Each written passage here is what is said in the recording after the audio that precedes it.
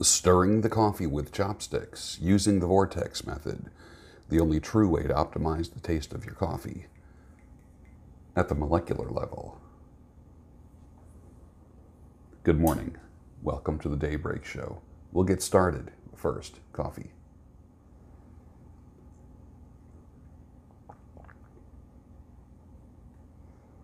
Perfect cup. This makes 5 days of 5 perfect cups of coffee.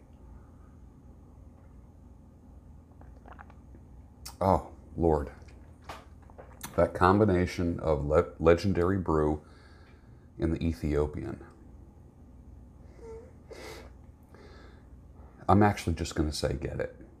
Order the legendary brew. That's from Legends of Tabletop.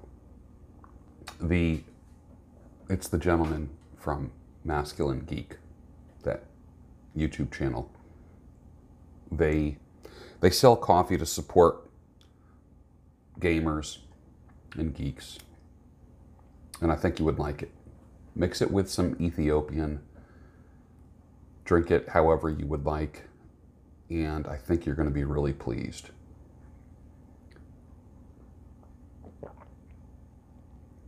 This cup is going to be gone before the end of this broadcast. It's so good. Let's get started. What do you have? Rusul? I took a poll. What do you have? Rusul, Layrite, American Crew, or Axe? 11% said Rusul, 12% said Layrite, 44% said American Crew, 33% said Axe. And that's men's pomades. Is anyone else going to the C.S. Lewis Festival next weekend? I am trying to contain myself. It's going to be held at, I believe, at St. Thomas. I believe it's St. Thomas Episcopal Church in White Marsh. I'm sensing a documentary brewing. It's going to be a weekend of C.S. Lewis scholars, people that knew him. It's going to be pretty cool. And I believe the website is stthomaswhitemarsh.org if you want more information on it, the C.S. Lewis Festival, who happens to be my favorite author. Here we go. More evangelical woman Facebook memes talking about those no-motive men. And the meme says, when you have a friend who checks on you and wants nothing but the best for you without motives, keep them, dear such souls. Keep them. Dear such souls are rare. Oh, those evangelical beta males just orbiting around those evangelical women, just saying, hey, if you need me, I'm here.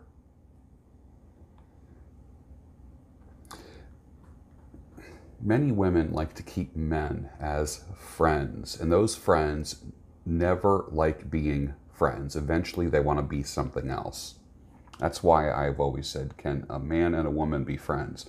I say yes, after they've had sex. Other than that, they're just friendly acquaintances.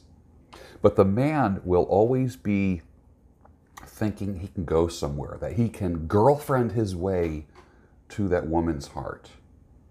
They can do things together, go to movies together. I know I was there at one time. And then eventually when you go to lay a kiss on her, she backs away and says, no, it's not like that.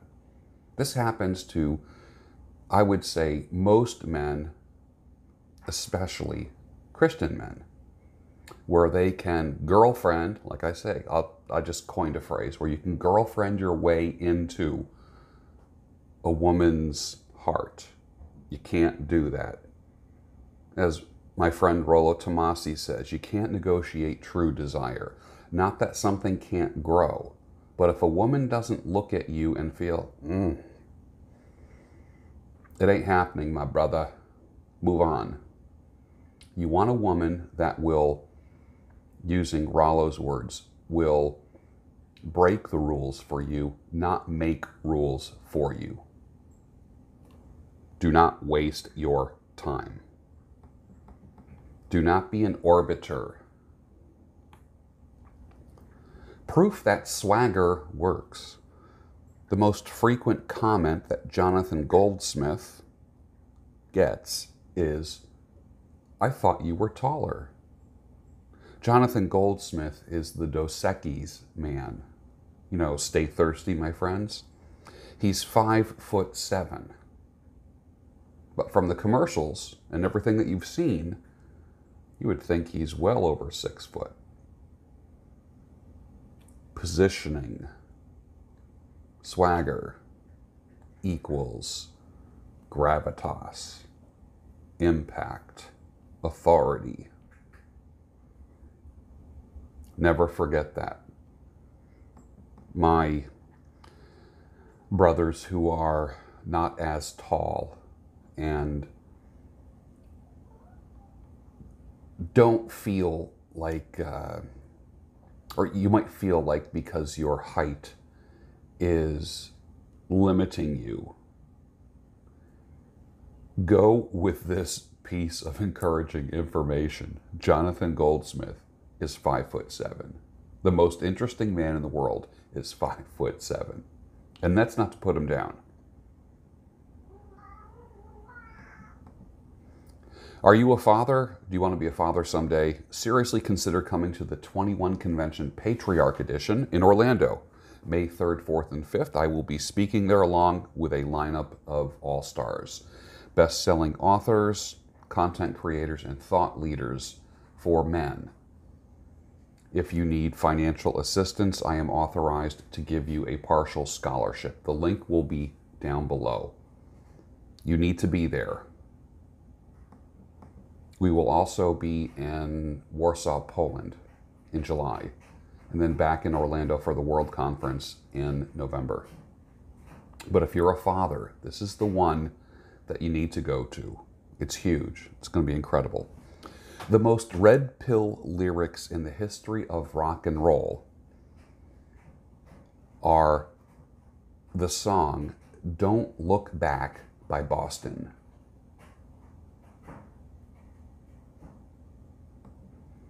It's not cold turkey if it took you 35 years to quit smoking. You know, I've seen people who are who vape with, you know, the lower levels of nicotine. I've never been a cigarette smoker, but I understand that coming off of nicotine is very difficult. Coming off of smoking is difficult because of the nicotine. It's very addictive. So there's people who quit after 20, 30, 40, 50 years of smoking, and they look at people who vape and they go, "Oh, just quit cold turkey." And my response is, you mean the way that you did after 50 years? When people have nothing substantial to live for or unable to offer any constructive critique, they target your food choices, the way you look, your age, and your political choices. All the shit that they're against. What's the matter? The cat is talking to me. What's the matter? You all right? You never get talkative this time in the morning.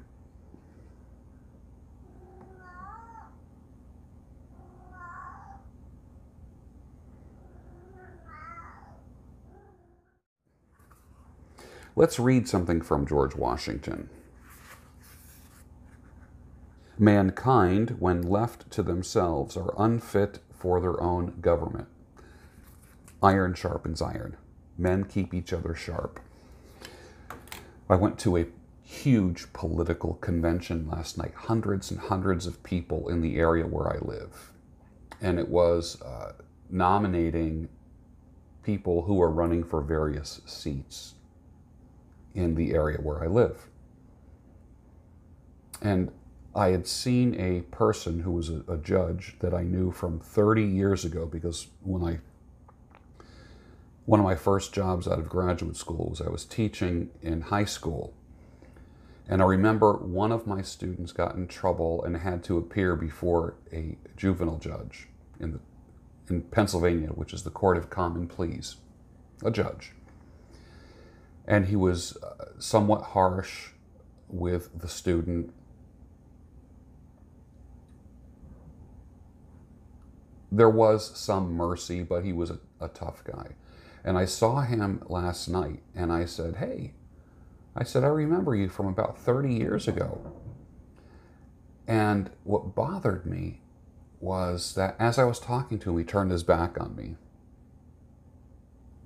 He said, oh, yeah, I used to be work strictly with juveniles. And then I said, yeah, I said, that's school. They tore that school down. And he just kind of like turned away, literally turned like half a shoulder to me. And I thought, you entitled motherfucker. You think you can do that to the Sultan. Do you realize I'm a YouTuber? No, I'm only kidding about that part. But I just thought it was like really poor social skills because in Pennsylvania, judges are on the bench for 10 years. 10 years. Listen to me. 10 fucking years. And then you go to vote, and you know how they stay on the bench? It says, do you wish to retain Judge so-and-so? And you know what that means? It means they stay on the bench for another 10 years. All human beings, I don't give a crap what your political leaning is.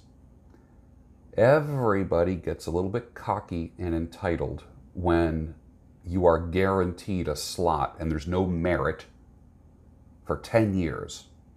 Once you get in, you can do whatever the hell you want. I don't like that. It reminded me of why I hate politics. I felt like I was amongst 80% phonies. These were all professional politicians. And believe me, I have very strong political opinions, but my political opinions are more, how can I put it, neighborly opinions. There are things that I can talk about with a human being. I don't like political posturing in any way. I don't like liberal and conservative talk. I don't like splitting people into two categories. Last night, a lot of people were there, proud of being one of two categories. And it reminded me of why I hate that world. So my political involvement now is private. When I go into the voting booth and flip a lever, that's the extent of my politics. And having this entitled judge turn his back on me, it just was a little wake-up call about politicians. And I never thought that I don't think judges should be elected because you're very political. Even though they say that they're fair and unbiased, I have a hard time. If you disagree with that, I don't know what the alternative to electing judges is. But people who can control the lives of others 10 years at a time, 20 years at a time. I worked in prisons at one point in my career, and I interacted with inmates that had been there 20 and 30 years. I interacted with inmates who had life sentences that will never see the light of day, ever. And those decisions were made by a judge who was elected. And every day, judges make decisions for people, and we trust them with our system. And the enormity of it all blows me away. Blows me away. And this man was looking for approval last night. He was there to be, quote unquote, honored. And I'm thinking, how can I honor somebody who literally, physically turned their back on me? Like, move on, little man. I have no time for you. And that's why I had to make a joke out of it as I'm walking away. How dare you turn your back on the Sultan? Whispering under my breath. I came back, poured a little drink, watched some videos, did some reading, did some writing, had a good night's sleep. But I will never go to another rally like that ever again. It wasn't a rally, it was a convention where they were voting on people who were, I guess there was what, 2 seats open for county commissioner and 5 people running or something like that. So all the big wigs were big wigs. Ooh, there's a lot of big wigs here tonight.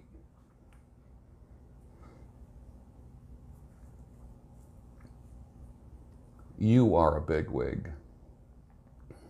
To me,